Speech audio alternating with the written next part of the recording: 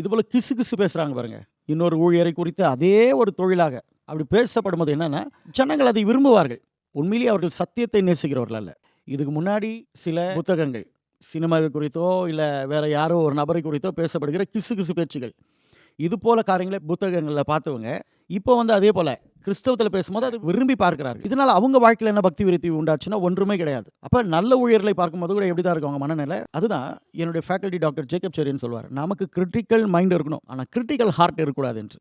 அதே ஒரு தொழிலாக இருந்துக்கூடாது. ஸோ அப்போ என்ன ஆகுனா, ஒன்று இது போல கிசு கிசை விரும்புகிற விசுவாசிகளை நம்ம என்ன பண்ணுறோம், அதிகமாக எழுப்புறோம். நாம் பொல்லாதவர்களை, ராங் டாக்டரின் பேசுகிறவர்களை எதிர்க்கிறோன்னு சொல்லிட்டு இன்னொரு விதத்தில் இன்னும் மிகப்பெரிய தவறை நம்ம செஞ்சுட்டு இருக்கோம். சாத்தான் பாருங்க எப்படி அவன் தெரிய செய்கிறான். நான் என்ன சொல்ல வருகிறேன், டாக்டரினில் தவறாக இருந்தால் டாக்டரினால தான் எதிர்கொள்ள வேண்டும். பர்சனல் அட்டாக் இருக்கக்கூடாது. அடுத்தது தனிப்பட்ட விதத்தில் யாராச்சும் ஊழியர்கள் தவறும் பொழுது உண்மையிலேயே சொல்கிறேன், அவர்களை காப்பாற்ற அல்லது அவங்களுக்கு உதவி செய்ய, அவங்களை தூக்கி விட முயற்சி செய்ய வேண்டும். அதை விட்டுட்டு அதை பெருசாக போட்டு காட்டி விழுந்தவனை இன்னும் போட்டு மிதிக்கிறது போல ஒரு பாவம் எதுவுமே இருக்க முடியாது.